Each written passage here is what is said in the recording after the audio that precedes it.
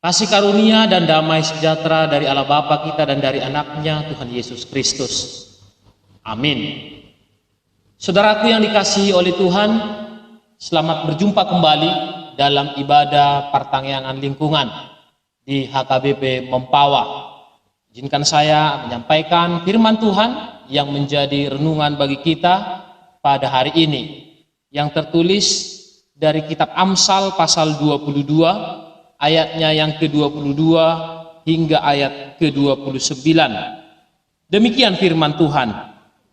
Janganlah merampasi orang lemah karena ia lemah, dan janganlah menginjak-injak orang yang berkesusahan di pintu gerbang, sebab Tuhan membela perkara mereka dan mengambil nyawa orang yang merampasi mereka.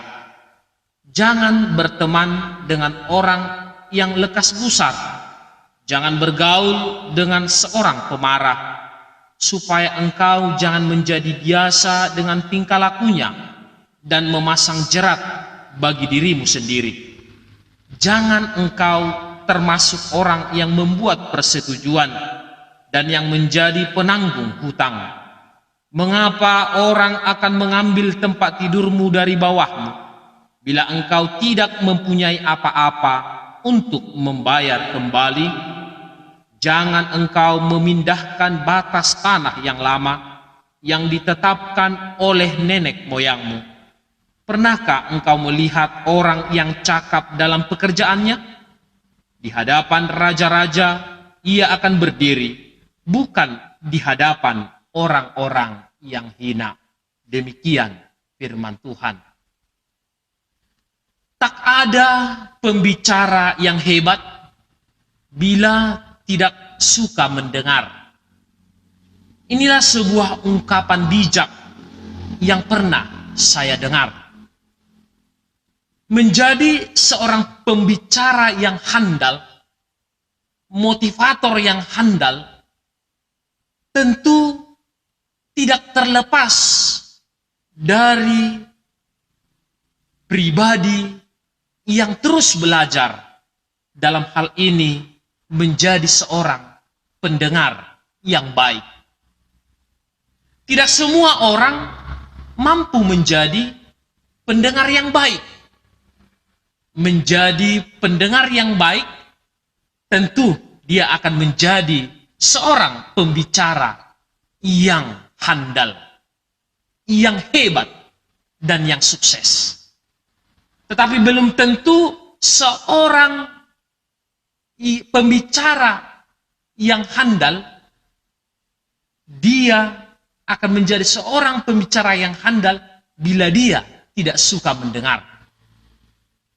Orang seperti itu namanya adalah orang yang senantiasa mengungkapkan kata-kata yang tidak kita mengerti, yang kita tidak paham, yang tidak bisa menjadi sebuah kebenaran, atau yang disebut dengan sigurak kata, parhata mangmang, malo makatai, alai dangbui ibana, gak bisa halak, atau seorang yang mampu menjadi pendengar bagi orang lain. Dalam falsafah orang Batak ada ungkapan atau upama yang mengatakan girgir mananginangi bakol makatahon. Sejak awal budaya Batak telah mengajarkan arti pentingnya menjadi seorang pendengar yang baik. Tetapi menjadi pendengar yang baik ini bukanlah perkara yang mudah, sebab banyak orang yang gagal dalam hal ini. Bapak, Ibu, Saudara yang dikasihi oleh Tuhan Yesus Kristus, menjadi seorang pendengar yang baik, itulah yang mau diinginkan oleh firman Tuhan pada hari ini.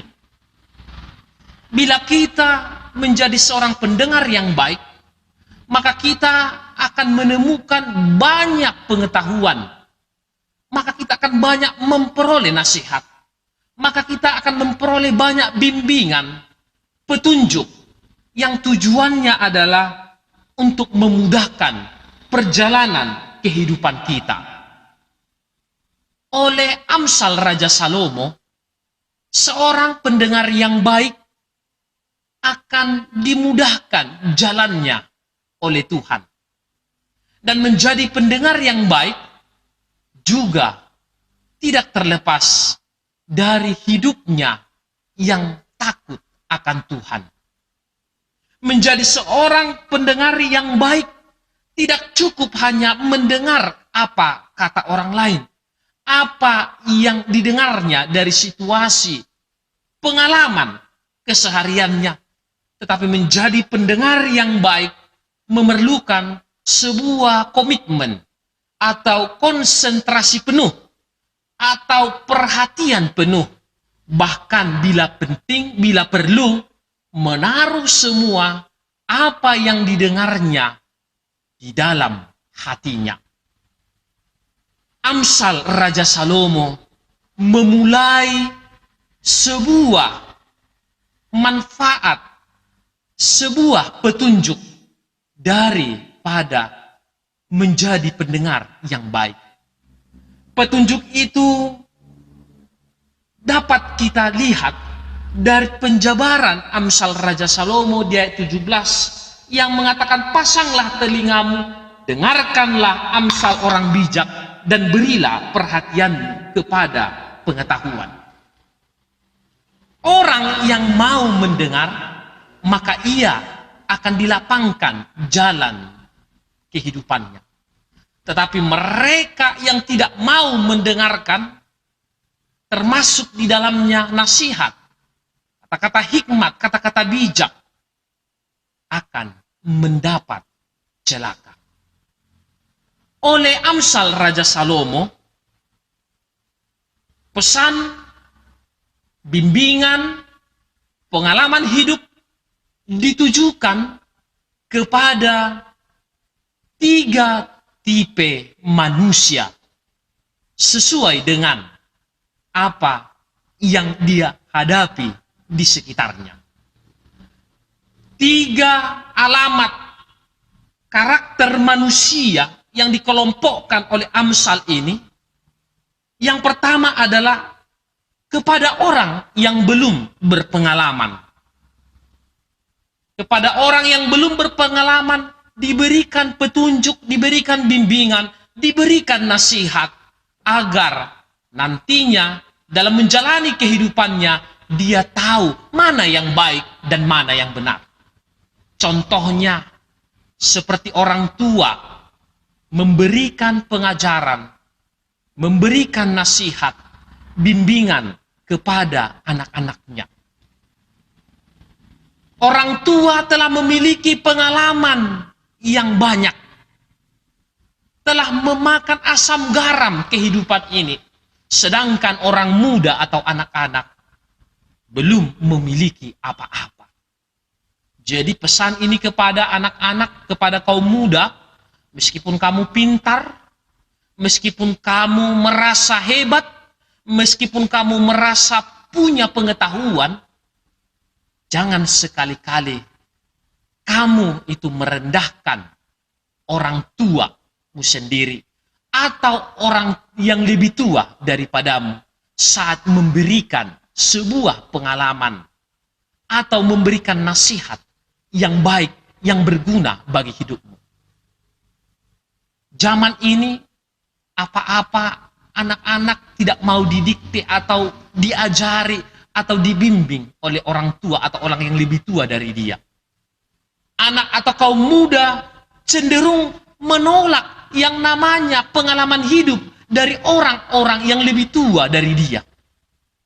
Misalnya selalu ketika orang tua memberikan pengajaran pengalaman hidupnya, anak-anak pasti akan mengatakan, aduh bapak mama itu kan zaman dulu, tidak sesuai lagi dengan kami. Padahal pengalaman hidup sangat berharga, karena yang membedakan hanyalah soal situasi dan waktu. Seperti seorang guru memberikan pengajaran kepada para murid. Meskipun seorang murid itu lebih hebat, lebih pintar, dari gurunya, bukan berarti dia semena-mena dan sesuka hatinya melecehkan orang tua atau guru yang mendidik dan mengajar dia. Itulah yang menjadi sasaran penyampaian didikan, bahkan nasihat, bimbingan Amsal Raja Salomo yang pertama ini, yakni kepada orang-orang belum berpengalaman. Jadi kita yang muda-muda ini, anggaplah diri kita ini sebagai orang yang belum berpengalaman. Kata Batak dalam umpama mengatakan, patun hamuluan tois hamaguan.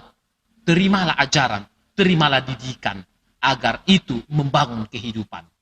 Yang kedua, sasaran daripada penyampaian Amsal ini adalah kepada orang-orang yang bijak.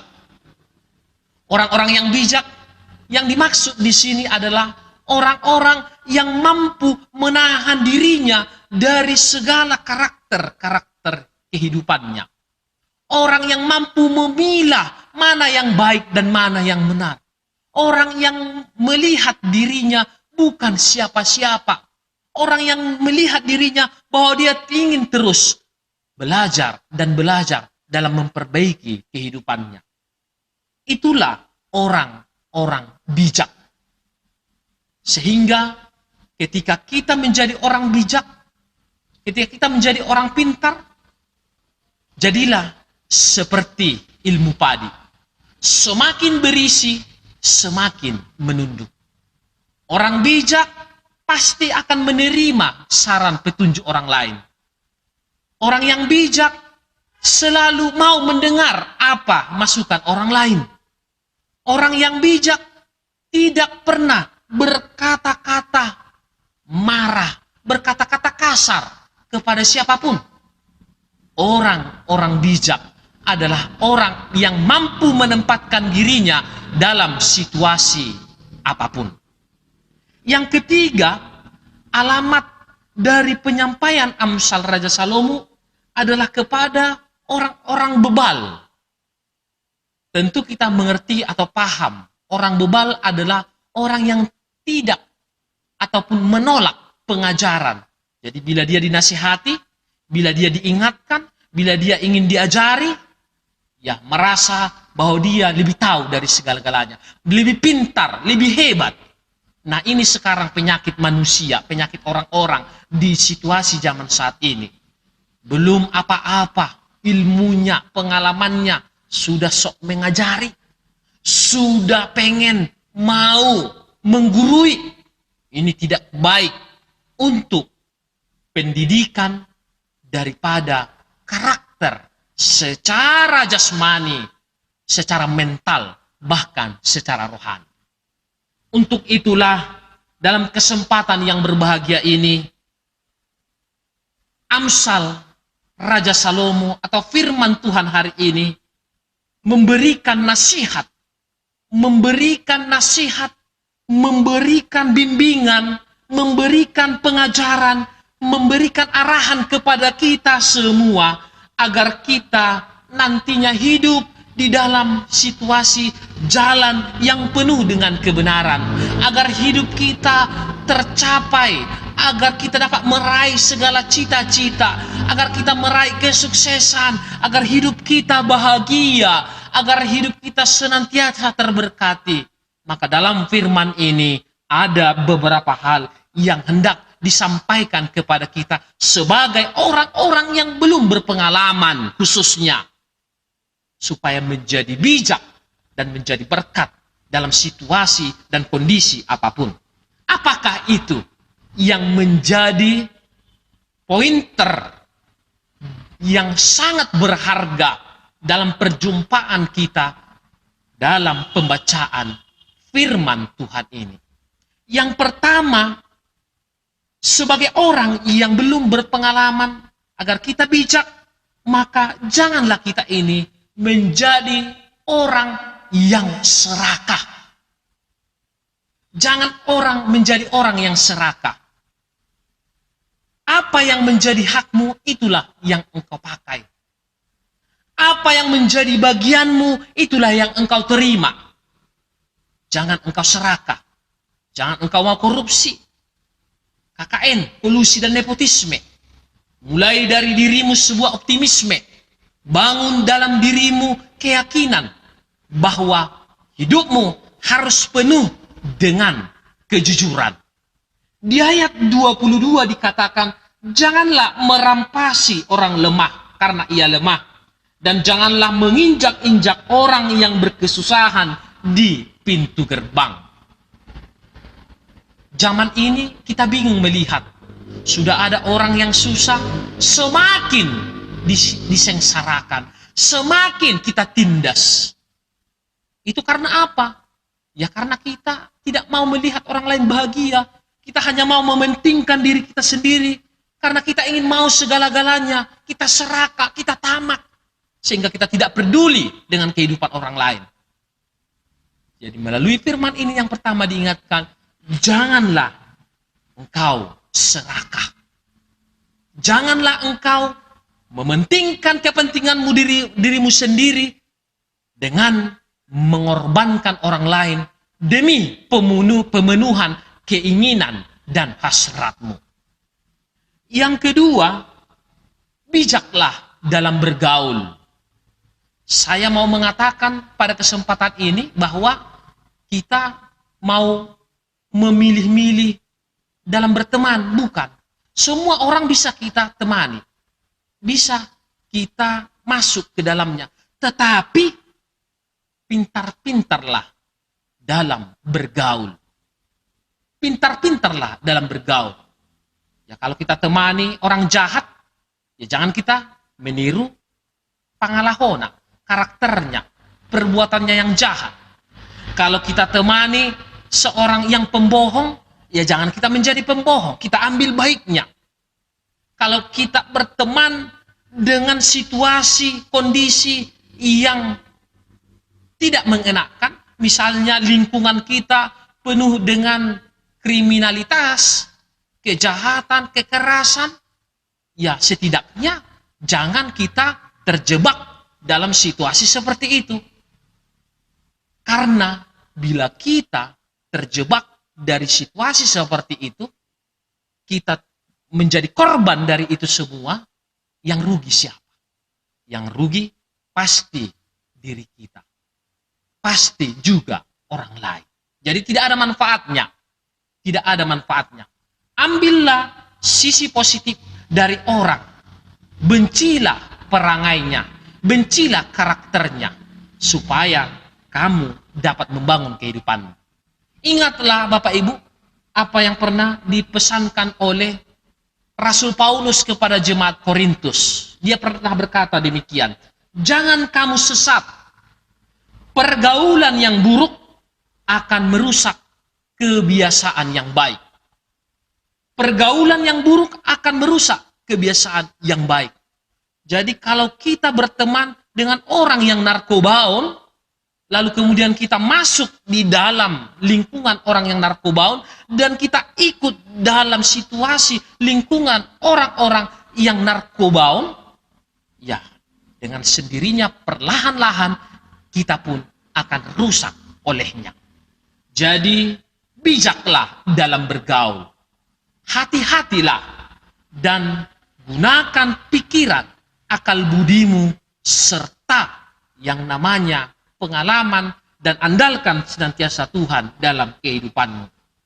Dan yang ketiga, melalui firman Tuhan ini disampaikan kepada kita agar kita sebagai orang yang belum berpengalaman untuk menjadi bijak, terlebih dalam perjuangan mencapai cita-cita, mencapai tujuan, menjadi orang yang sukses. Jadilah pribadi yang tidak mudah menyerah. Bersungguh-sungguhlah dan jangan bermalas-malasan. Jangan rajin dikatakan oleh kata bijak atau sebuah istilah atau umpama. Rajin pangkal pandai. Dan tentu orang yang rajin, dia akan semakin pintar dan semakin cerdas dan akan mampu mengkondisikan kehidupannya.